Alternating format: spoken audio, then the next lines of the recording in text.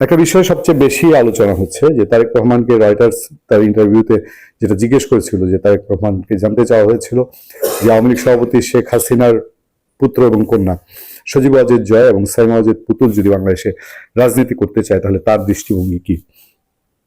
তখন তারেক রহমান বলেছেন যে জনগণ চাইলে তারা রাজনীতি করবে, এতে সমস্যার কিছু নেই। এইটা ধরে যারা এখনো দেশে আওয়ামী লীগের রাজনীতি নিষিদ্ধ থাকুক সেটা চায়, যারা আওয়ামী লীগ ফিরে আসলে তাদের পায়ের নিচে মাটি থাকে না, সেটা জামাতে ইসলামী বলেন, এনসিপি বলেন, ক্লাব মঞ্চ বলেন, তারা তেলে বেগুনে জ্বলে উঠেছে এবং তাদের বসরা যারা সুদূর ফ্রান্স আমেরিকা থেকে বয়ান দেন তারাও তেলে বেগুনে খুব জ্বলে উঠেছেন। তারেক রহমান খুব গর্হিত কাজ করছেন। একজন প্রশ্ন করছেন, শুনলাম দেখলাম যে এটা বলার তারেক রহমানকে।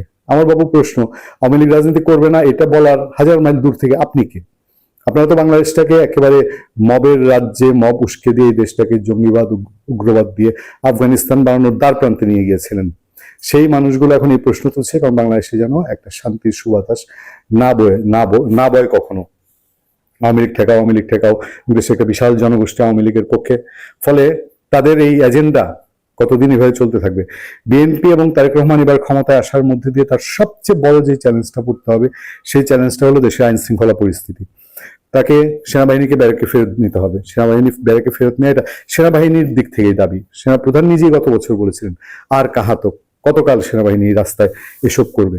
সেনাবাহিনী তার চূড়ান্ত কাজ যেটা সেটা করে দিয়ে গেছে, একটা সুষ্ঠু পরিবেশে, সংঘাতহীন পরিবেশে নির্বাচন আয়োজনের ব্যবস্থা করে দিয়ে গেছে।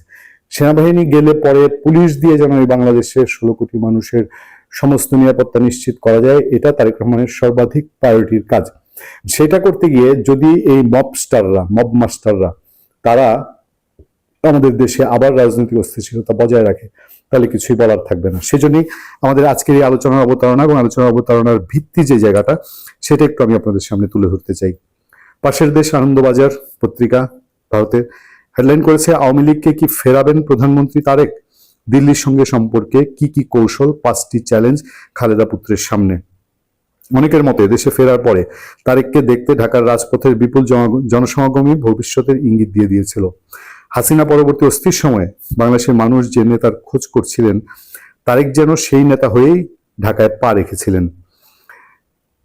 বাংলাদেশের নিরঙ্কুশ সংখ্যাগরিষ্ঠতা নিয়ে ক্ষমতায় আসতে চলেছে বিএনপি।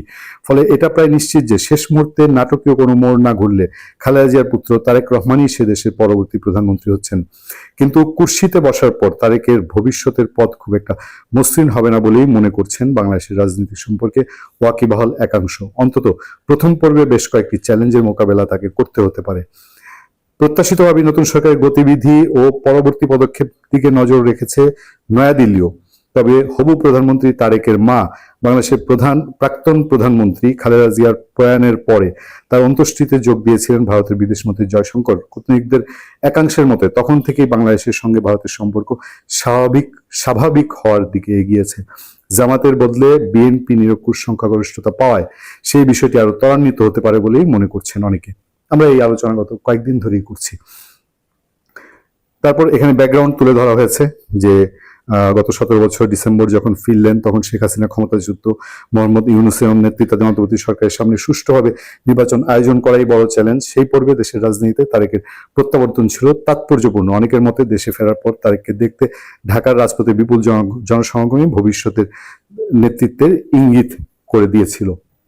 তারেক রহমানের উপর জনতার আস্থা তার দায়িত্ব আরো বাড়িয়ে দিয়েছে। এ পর্যায়ে আওয়ামী লীগ সম্পর্কে যেটা বলা হচ্ছে, বাংলাদেশে গণতান্ত্রিক পদ্ধতিতে নির্বাচিত সরকার ক্ষমতায় আসার পর যে প্রশ্নটি উঠেছে তা আওয়ামী লীগের ভবিষ্যৎ নিয়ে। তারেক নিজে একাধিকবার দাবি করেছেন কোনো রাজনৈতিক দল বা তার কর্মসূচি নিষিদ্ধ করার পক্ষপাতী তিনি নন। এটা তারেক রহমান বেশ কয়েকবারই স্পষ্ট করে তিনি যতগুলো ইন্টারভিউ দিয়েছেন সেখানে তিনি বলেছেন। কেউ দোষ করলে আইন মেনে তার শাস্তি নিশ্চিত করাই হবে তার সরকারের লক্ষ্য। হাসিনা আমলে বাংলাদেশে দীর্ঘদিন নিষ্ক্রিয় করে রাখা হয়েছিল বিএনপিকে। তারেক কি সেই পথে হাঁটবেন? তিনি কি আওয়ামী লীগের উপর থেকে নিষেধাজ্ঞা তুলে নেবেন? বিরোধী জামাতের সঙ্গে সেক্ষেত্রে আরো বড় সংঘাত হতে পারে বিএনপির। ফলে তারেককে ভেবেচিন্তে সিদ্ধান্ত নিতে হবে। যে ভারত বিরোধী শক্তি হাসিনাকে ক্ষমতাচ্যুত করেছিল তার নেপথ্যে জামাতের বড় ভূমিকা ছিল। বাংলাদেশে বহু এলাকায় শক্তি বাড়িয়েছে এই কট্টরপন্থী দল। সেক্ষেত্রে বলা হচ্ছে আওয়ামী লীগ প্রসঙ্গে তারেকের অবস্থানের উপর ভারতের সঙ্গে তার সরকারের সম্পর্ক অনেকাংশে নির্ভর করবে। বাংলাদেশ থেকে ক্ষমতাচ্যুত হয়ে হাসিনা ভারতে আশ্রয় নিয়েছেন। জুলাই গণহত্যায় মামলায় বাংলাদেশ আদালতে তিনি ইতিমধ্যে দোষী সাব্যস্ত হয়েছেন। মাথার উপর ঝুলছে মৃত্যুদণ্ডের খাড়া। একাধিকবার ইউনূসের নেতৃত্বে অন্তর্বর্তী সরকার হাসিনা প্রত্যাবর্তন চেয়ে নয়াদিল্লিকে চিঠি দিয়েছেন। বিএনপির সালাউদ্দিন আহমেদ তিনিও আজকে বলেছেন যে চুক্তি অনুযায়ী শেখ হাসিনাকে ফিরিয়ে আনার চেষ্টা করা হবে। এখন ডক্টর ইউনূস অন্যান্য ক্ষেত্রে যেই ভারতের সাথে বিরোধিতার পথে গিয়েছিলেন, সেই পথে হেঁটে তারেক রহমান কি শেখ হাসিনাকে ফেরতের চেষ্টা করবেন, নাকি তারেক রহমান ভারতের সঙ্গে বন্ধুত্বপূর্ণ সম্পর্ক অব্যাহত রেখে শেখ হাসিনাকে আনার জন্য ট্রাই করবেন? এইটা এখন খুবই খুবই খুবই গুরুত্বপূর্ণ একটা ইস্যু হয়ে থাকবে এবং শেখ হাসিনা কি ফেরাতে চায় তারেক, এটা অত্যন্ত গুরুত্বপূর্ণ ইস্যু হয়ে উঠবে।